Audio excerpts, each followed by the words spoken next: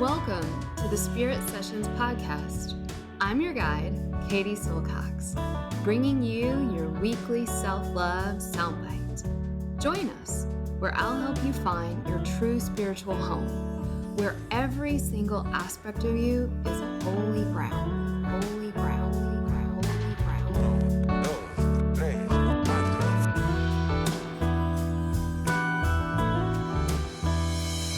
This is Spirit Session Podcast with Katie Silcox. Venga chicos, empezamos. 5, 4, 3, 2, 1, 0. All engine running. Liftoff. We have a liftoff. Hi everyone, Katie here.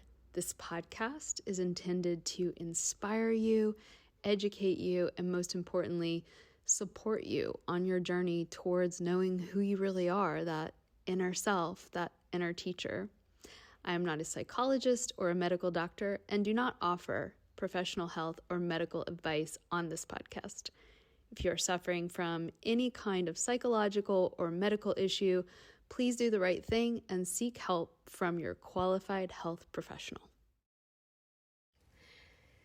Hey, beautiful listener out there in podcast land. It is your Ayurveda Gal Friday here with you on a beautiful late summer Tuesday in Virginia. I have been feeling the summer bummers. Have you been feeling that? It's like there's a reason they call it the dog days of summer. And oh man, y'all, I need to get my shit in order. I need to get back on my own Ayurveda routines. Yes, your Ayurveda Gal Friday is not living the perfect Ayurveda lifestyle every single day. I'm doing pretty good, but there are so many fads in the world of health and wellness, and those fads come and go, and I love surfing the wave of a good fad. It's fun. That's what we're supposed to do. That's what our ancient foremothers and forefathers would do, right? If they were here today, maybe they are.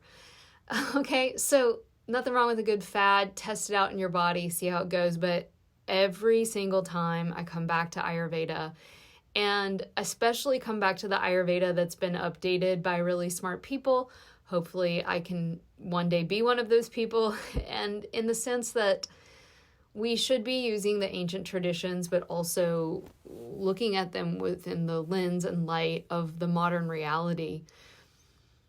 On that note, here we are in this time of transition, and technically the fall solstice starts September 23rd, and so we're not quite in the most vulnerable time. We're in the transition time from summer to fall, which by nature is a very vulnerable time. Anytime we go through a transition in our life, we're vulnerable. Recently, I moved houses, and you guys that have moved homes know it's just bananas, right? Like, you don't know where anything is, your muscle memory's all off, you don't know where to find anything. And it's a transition, right? Some of you have gone through divorce. You've recently sent your kid off to college, or you are working through maybe some chronic health issues that feels like you're in a constant state of transition. I understand that as well. And so we know that moving from summer to fall is a transitional period. And then once we're in fall, that fall to winter especially is a doozy. So I want us to prepare ourselves the best we can to enter into that transition as intelligently as possible. Now, if you've been a listener to the podcast, you may know I think I coined this term. I've never heard anyone else say it, and it popped in my brain, and that was Ayur-guilt. When we study a system like Ayurveda or Chinese medicine or medicine in general, it can quickly become very, very overwhelming. As you all know, we have an amazing year-long Ayurveda training school, and people are like, wow, this is so incredible, but it's so much to take in. It's so much information. And I think one of the things we do really well is we help our students take it in a way that is so loving, warm, wet, soup, right? Digestible. All this to say, Fall is a time when you can be fit and fabulous. And if you're like me, you can be over 40 and fit and fabulous. And in fact, I am 100% stronger and healthier than I was in my 20s and 30s, without a doubt. It gets harder though. As we age, natural cellular degeneration starts to take place at a more and more ever rapid rate. And what the heck can we do? The ancients have been wanting to know the answer to that question for a really long time. How do I stay juicy, fit, healthy for as long as possible? One of my beloved mentors, Dr. John Douillard, who's been guest and friend of the podcast, he was inspired by a man appropriately named Tapas Viji, the man who lived supposedly for 185 years. And legend holds, and Douillard was speaking about a book that he read about it. Legend holds that this man lived 185 years, and the story, of course, is not provable. It's, at this moment, probably better stated as a mythology. But what happened is this guy went through trauma. He underwent a big change in his life, and he was a military guy who lost all of his family in a tragic accident. And what do? Hopefully for wise we go and we seek out wise counsel, and that's what he did. He went to the, medicine man yogi. And I just love this story because he went to them at age 100. And the ancient yogi said, and I mean, that opens my heart right now so much, because what's so beautiful about whether it's real or the myth of the story of Tapas Viji is that he had nothing. It's like the first ancient mythology one of the first that we have recorded record of is the myth of Inanna. And in that myth, she has to go through these 7 layers of basically hell.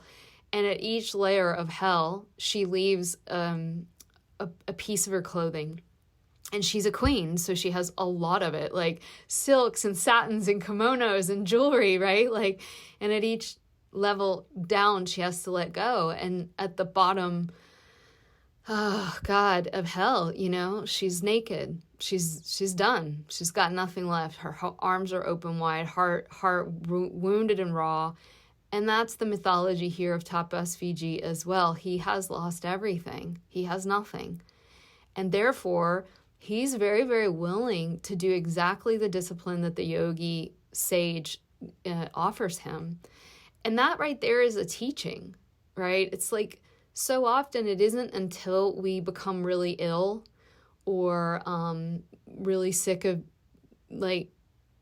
being in bad relationships or really done with the dead-end career that leaves us passionless. It's not until we hit that rock bottom that we start to get serious and take our life a little bit more in our hands. And so this man, he agrees to do whatever. And so he's introduced into the ancient practice of Kaya Kalpa, this renovation of the physical body.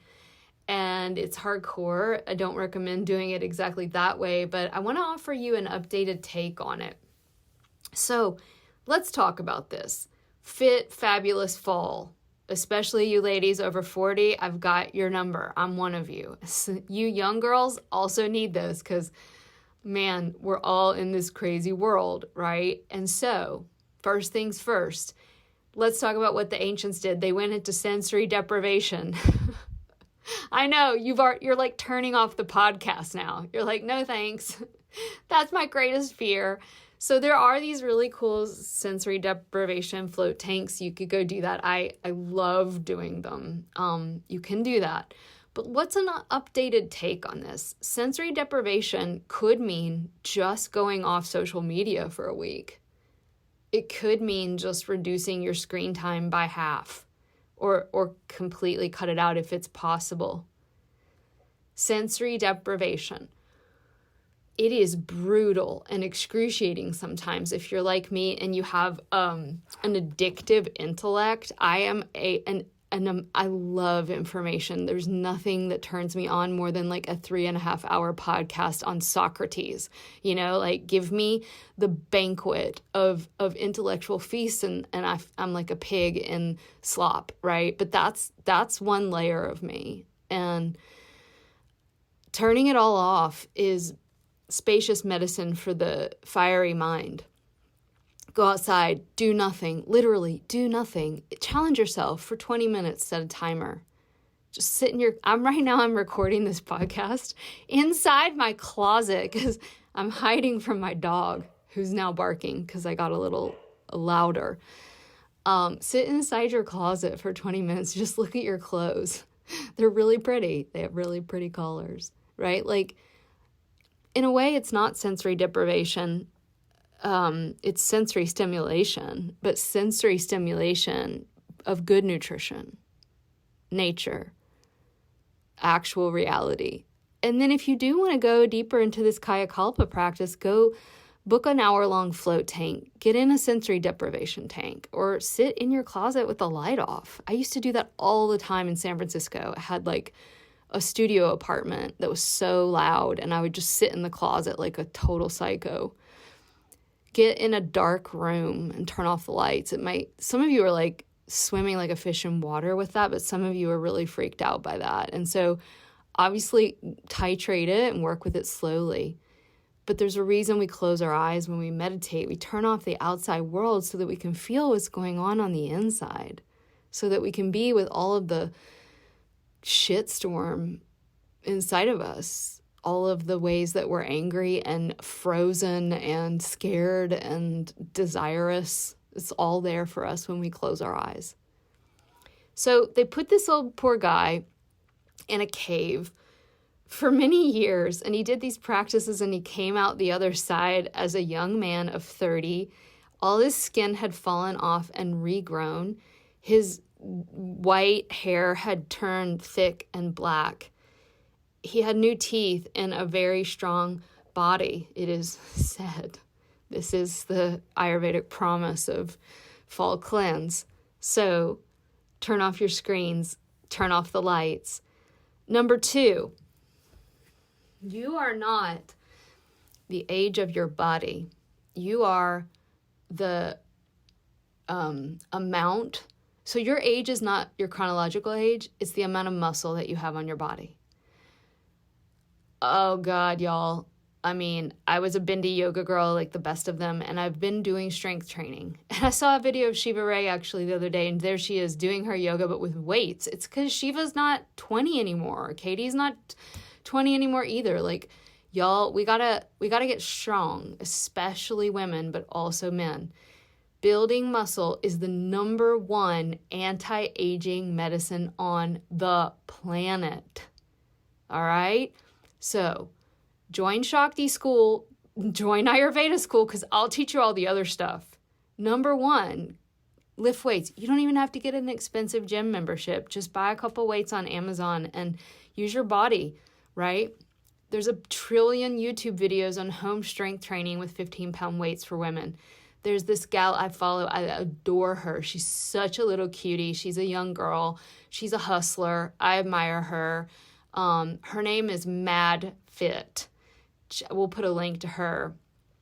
I love her. She has been such a part of my life. I put on a little 5-minute Mad Fit abs, a little 15-minute Mad Fit cardio dance, little 10-minute Mad Fit strength training. I'm doing an advertisement for Mad Fit right now. She's worth it. She's great. I really respect young entrepreneurial young ladies. So, okay. Get your muscles, guys. Okay, so what are we doing? We're chilling out. We're going to spend 5 to 10 minutes a day in quiet darkness. We're going to get our muscles strong. Number 3, now in the ancient times, this poor guy was probably eating gruel like once a day, right? So what's the modern uptake on that? It's calorie restriction. That doesn't mean you don't eat. It's not good for women's hormones to go on big fasts. I don't recommend it. I've tried it. I think it can be okay sometimes, but for me, I'm pretty Yeah, what can I say? I like to eat, and taking food away from some of us may not be the best thing to do. And so what we want to do is we want to reduce calories while also eating good, healthy fats. So ghee, olive oil, coconut oil, avocado, all really good. And then lighter diet. So that means lighter foods like white basmati rice, one of the easiest to digest foods in the world. Mung beans, awesome. If you eat meat, like a white fish, turkey, chicken, really good. Also, greens, veggies, steamed, wonderful. Sauteed in water, maybe a little coconut oil, great. Okay, 2 angelis. What's an angeli? It's a hand. So basically, make a bowl with your 2 hands, and that's going to show you the amount of food that your stomach can actually stomach. So for me, I like to eat 4 angelis. All you got to do is take it down to 2. It's just a little bit less than you normally would. There is no big secret out here, you guys. Just eat a little less. Stop before you are full. Let the first third of your body be solids. Let the second be liquids, and let the third be air, says the old yogic phrase. So we've got number 1, sensory deprivation. Number 2, build your muscles. Number 3, fat in your diet. Number 4, lighter diet. Number 5, my favorite herbs right now are triphala, and then some triphala, and then triphala. Now, I could give you a lot more. Brahmi is another good one. Mangista is a blood clearer. It is the queen of blood clearing herbs, toxins in the blood. If you've got some toxins in your body, check out Mangista. We're going to provide links to these herbs. Brahmi for the brain, Mangista for the blood, Amalaki for the heat of summer, but triphala is the freaking bomb. I remember Dr. Ladd saying depending on how much toxicity is in your body, that's how much you can handle the triphala. So if you are very toxic and you have a lot of gunk on your tongue and you've got smelly farts and you've got smelly armpits and you have bloating and burping and indigestion, welcome. Get in my arms. Let me hold you and hug you. I'm not afraid of you. I am one of you. I do not have perfect digestion. I was born with not the greatest detox pathways. That's why I'm doing what I'm doing. And I'm telling you, triphala makes it all better.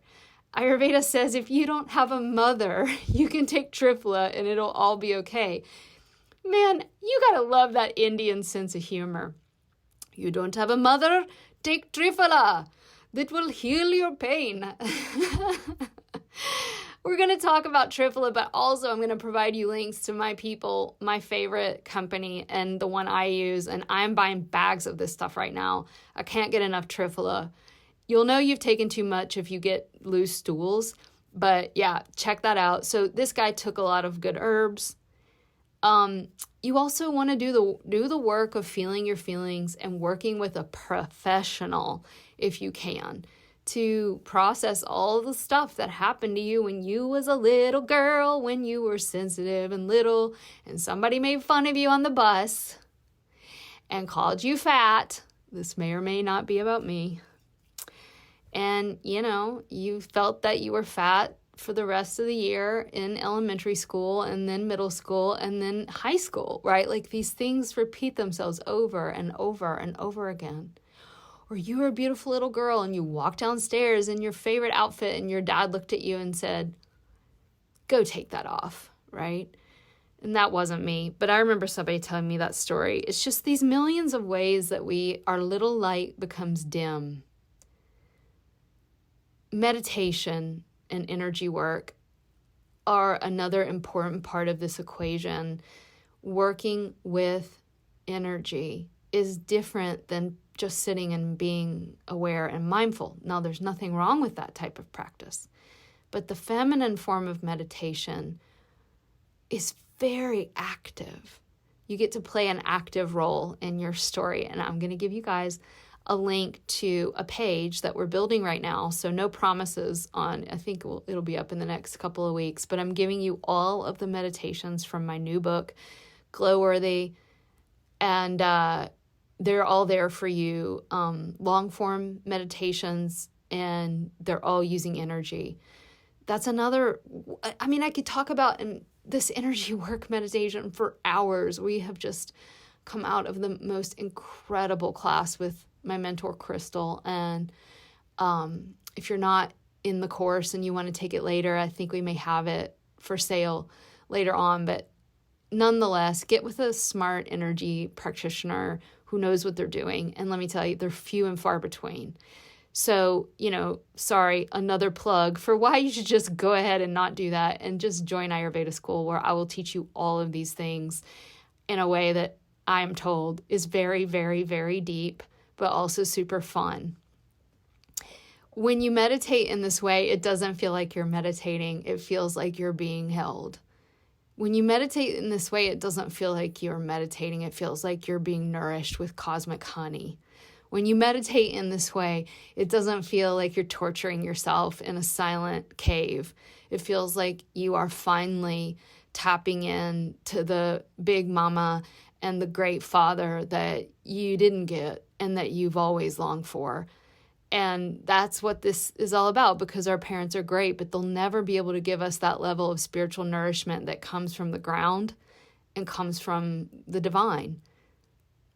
Oh man, I'm feeling inspired, y'all. Did y'all feel that? I was like a Southern Baptist preacher just now. I just had my hand in the air. I was like, yes, Jesus, let me meditate on energy. Oh, it's so fun. What else? You're going to get a good dry brush. Dry brush, lymphatic drainage. Massage is also really good.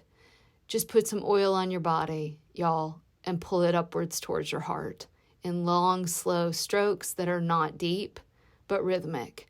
Do what feels good. Just let it come up from the feet to the heart and down from the head and the throat and the collarbones into that clavicle area. And then the arms, same way, to the armpits, into the heart.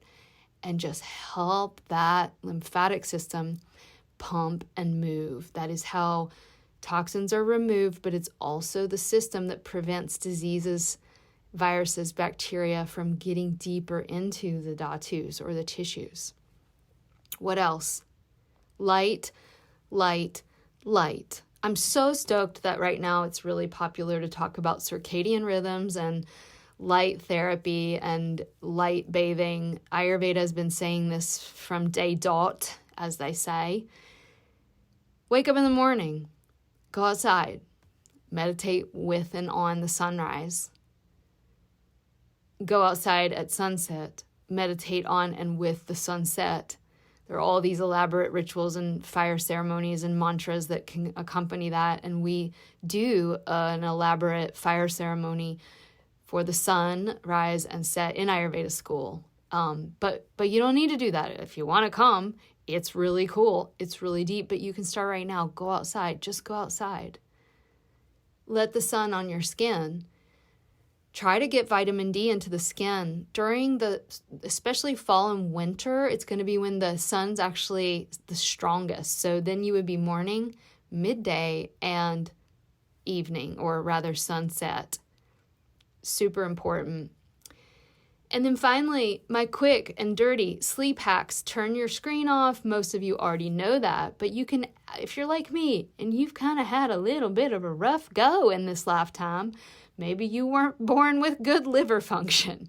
Maybe you were born missing some vital things that other people may seem to have. Some of you out there are my chronic illness friends. You're hopefully in a better situation, but sleep is one of the first signs that something is off. Digestive signals and sleep.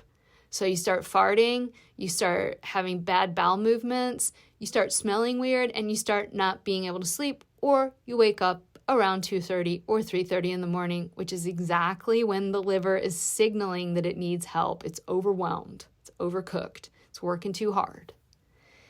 For my darlings out there, and then some of you are just like dudes that work too hard and can't turn your brain off, or chicks that do it. So you guys, I'm telling you, this sleep stack has been a game changer for me.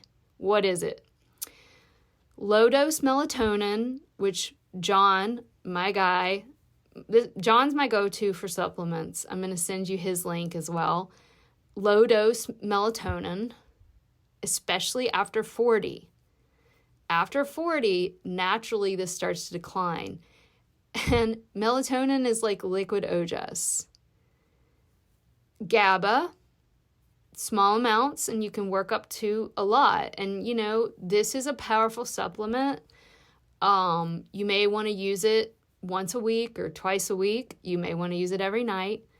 For my brain chemistry, it is like a miracle drug. It is a natural neuropeptide. It just helps me shut off my brain. Taurine, L-theanine, and lemon balm. Okay, everybody.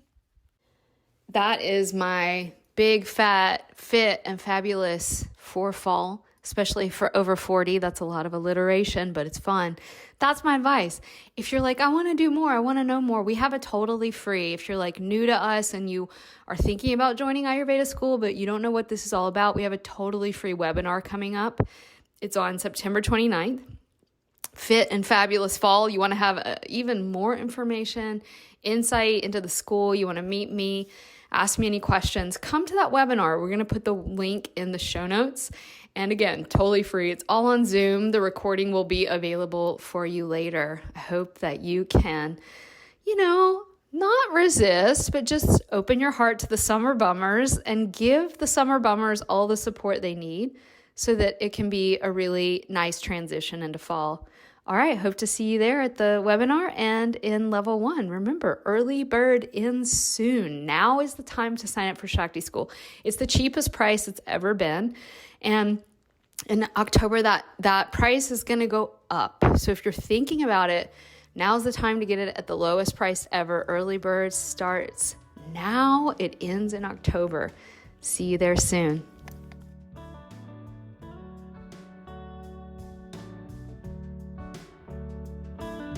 A big special thanks to Kevin Carlisle of Goodbye Gemini, who wrote this beautiful podcast music, and to DJ Juan Pablo Jimenez in southern Spain for mixing it and making it magic.